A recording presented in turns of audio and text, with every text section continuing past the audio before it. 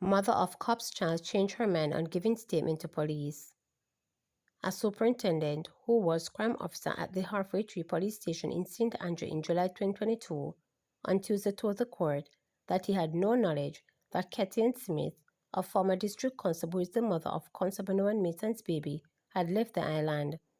Maitland is on trial in the Home Circuit Court in downtown Kingston for murder and preventing the lawful burial of a corpse after his 24-year-old girlfriend Donnelly Donaldson went missing on July 12, 2022. During cross-examination by King's Counsel Casey Larry Simmet, who is one of Maitland's 5 attorneys, the superintendent, whose name is being withheld, was asked whether Maitland's baby mother gave a statement in relation to the case. The senior policeman said Maitland's trans mother had initially agreed to give a statement, but later declined, claiming that she received advice from an Uncle Cable not to do so.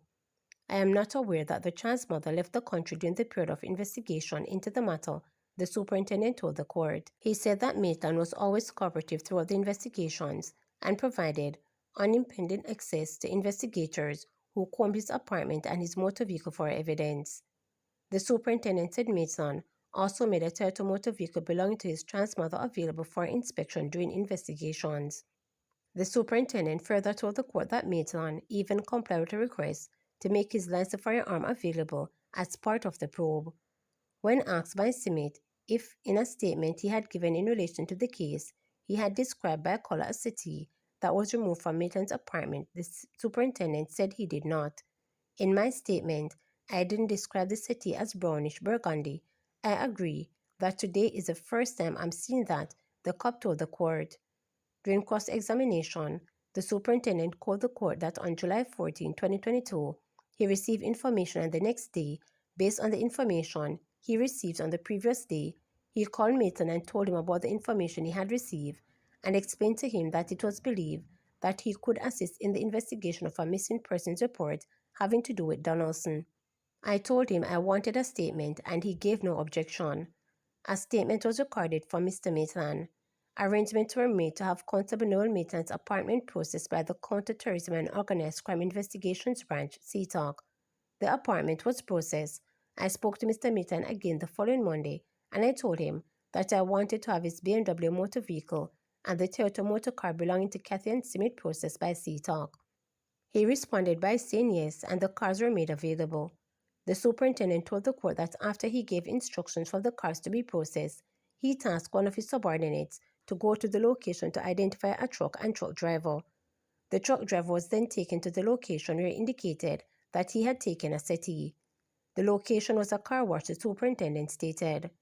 In addition to Casey Simmet, Maitland's 4 other attorneys are Christopher Townsend, Sanjay Simmet, Chadwick Berry, and Casey and Kennedy Sherman. The trial continues on July 23rd. Noel Maitland contracted me to pick up sofa from car wash and drop it off at upholstery shop, second delivery man testifies. A second delivery man who was allegedly contracted by police Noel Maitland, who is on trial for the murder of his girlfriend Donnelly Donaldson, testified that he picked up the settee from a car wash and dropped it off at an upholstery shop in downtown Kingston. Another delivery man had previously testified that he was hired to move the settee from Maitland's apartment in New Kingston to a car wash on Halfway Tree Road. He also testified that he was at his workplace at the hardware in Kingston when he was told by his co-worker named Carlos that Maitland wanted to speak with him. Carlos, who was the witness, said now deceased had followed him to pick up the sofa while Maitland drove ahead. However, the second delivery man said he and Carlos were on a job when Carlos got a call and told him about the work. He said they returned to their workplace at the hardware where a silver car drove up. He said Carlos went to speak with someone in the vehicle, and after that, both he and Carlos followed behind the car to a car wash in Lyndhurst Road in St. Andrew. The witness said he drove his pickup truck while Carlos rode a bike. According to the witness, when he arrived at the car wash, he stayed inside his vehicle while the sofa was placed in the truck. He described the settee as being brown and that it was either 2 or 3 pieces. Both he and Carlos followed the car to a pottery shop near the Denham Town police station where the settee was taken off. However, he said while waiting to be paid, the settee was placed back into his trunk and that he and Carlos followed the silver car up to Kingston Public Hospital, where they dropped off the settee at a nearby shop. He said workmen took off the settee before leaving. He said he collected $5,000 from Carlos as payment and that he gave him $1,000. The witness said that days later, he was at work when the police showed up and ordered him to follow them to Rotary police station. This is where he gave a statement and showed the police where he picked up the settee and dropped it off. He said he had watched as his vehicle was swabbed and photographed. Maitland is on trial in the Home Circuit Court for murder and preventing the legal burial of a corpse in connection with the July 13, 2022 disappearance of Donaldson.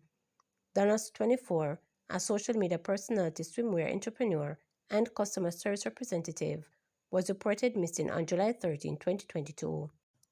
Over 300 more Jamaican farm workers head overseas this week. Over 300 Jamaican farm workers are departing the island this week for Canada under the government's seasonal agricultural program. An official send-off sermon was held at the Ministry of Labour and Social Security Overseas Employment Centre on East Street in Kingston on Tuesday. On Tuesday, 103 workers left Jamaica, with another 209 set to leave today, bringing the total to 312 participants in this week's deployment.